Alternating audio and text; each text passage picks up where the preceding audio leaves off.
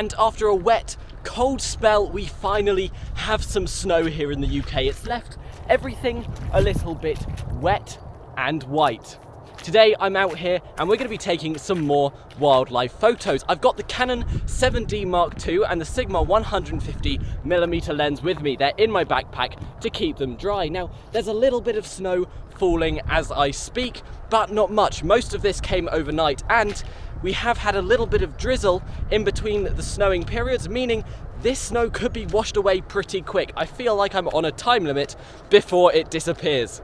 So today, as always, I'm out here, we're gonna do some wildlife photography, and I'm gonna take you with me and show you what I get.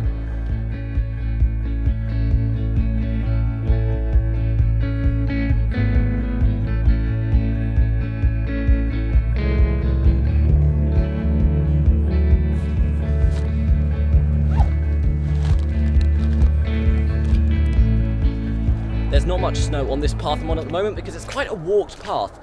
It's also very wet and muddy, meaning the snow's probably just dissolved into the ground. But on this field, I'm not sure if you can see, there is quite a lot of snow. And on this side, it's almost totally white, meaning I'm going to be going that way to try and get some photos. Now, there's a few lakes over there. I've seen there's possibly some swans. In fact, I can see some Canadian geese sitting on the lake right now. What I'm thinking is I get some blurred out snow in the front, the geese in the back, and then just white in the background. I'm thinking it'll bring out the white in the bird, which we don't often get because it's not often snowing.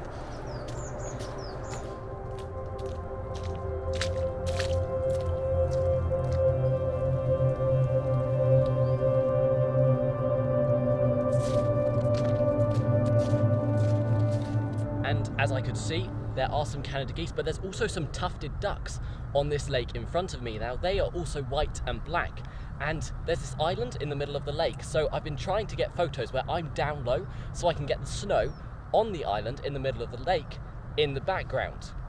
The Canada geese are a bit further around, so I'm going to continue taking photos of these tufted ducks. Once I've got a good few photos, we'll move on to the Canada geese.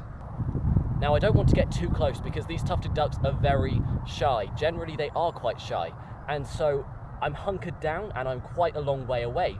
With the 600mm lens I've got here, I can still get a pretty good reach on these birds. I can still get them to fill the frame a bit, but I'm going to slowly edge my way forward and see what else I can get.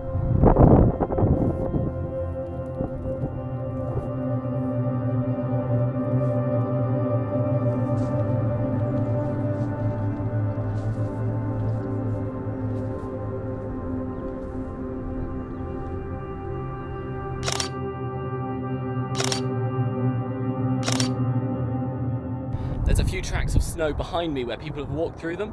No one's walked through this bit in front of me. Now, I probably sound really childish, but you always want to be the first person to go out and make tracks in the snow. Not sure if you can see behind me, but I'm the only one to have done this, except for this bird here. We have quite big webbed feet, so I reckon this is a Moorhead or a Coots. It's one of them, and it's come up and walked all the way down to the river. In fact, there's another trail of them just here. So the Coots have clearly been enjoying this free patch of snow. And while we're on the topic of Coots, I just got a pretty cool shot. There's some Coots on the other side of the water, still enjoying the snow. They're up there walking about on the bank. And one of the Coots just decided to chase one of the other Coots. Now, Coots can be very territorial. You see them fighting all the time. But in the snow, it's something different. And here are the photos.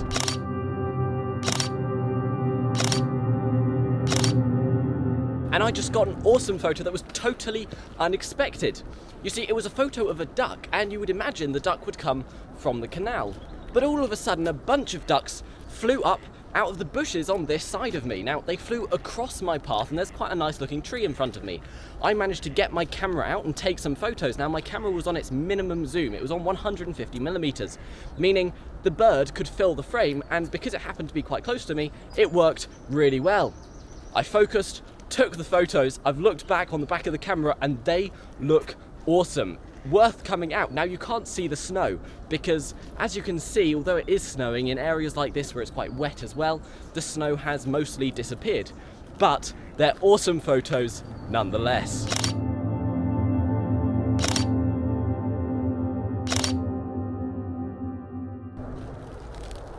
I've spotted a fox in these trees in front of me. Now I'm going off the path and I'm trying to tread as lightly as possible. Now the fox was just sitting, looking at me, and I did get this photo,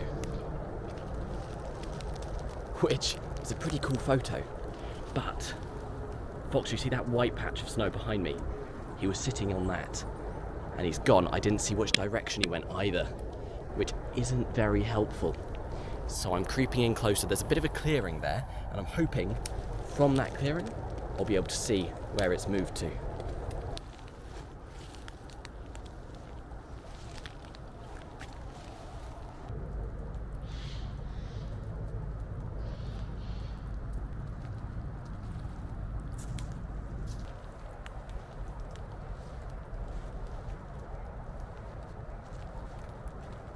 I'm getting quite far in now, and I don't think I can go much further, but I'm just going to tell you about these plants. There's these funny kind of tubular plants that seem to have dried up, and when I tread on them, they make such a racket, which is a pain. Listen.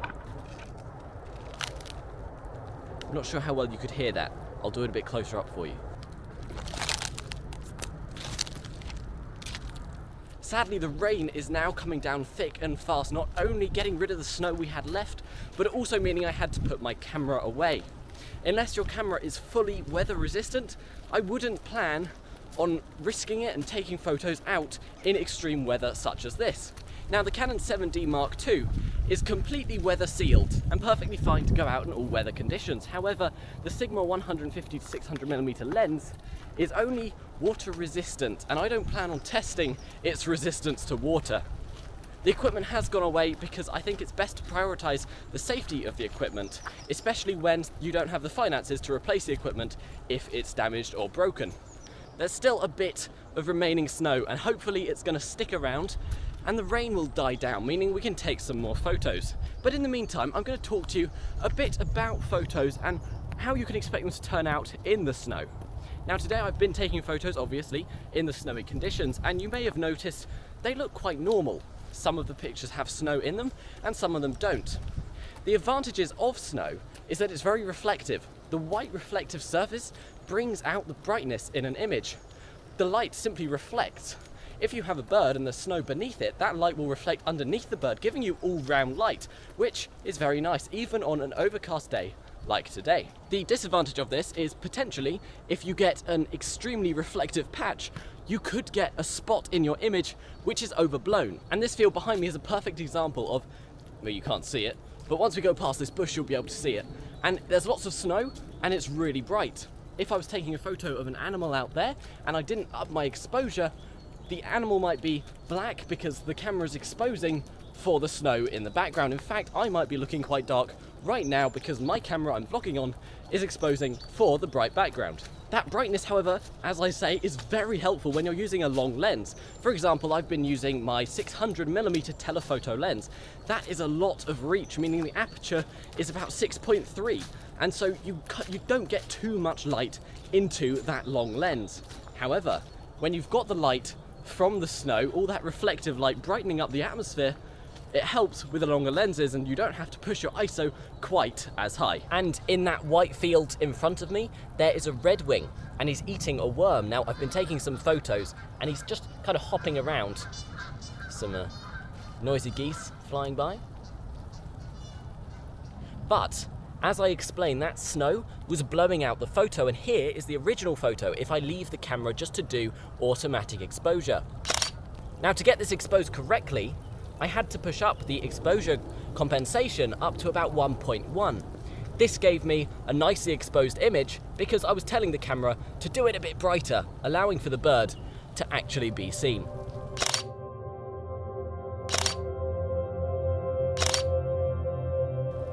And the rain is still falling, but before I go, I'm just going to tell you about a series that I've started on my channel. You may have noticed it, but it's a series with 6 episodes, and I think we're on episode 2 now, where I'm taking you from being a complete beginner photographer all the way up to being a professional. This guides you from having nothing all the way to when you're starting to earn money.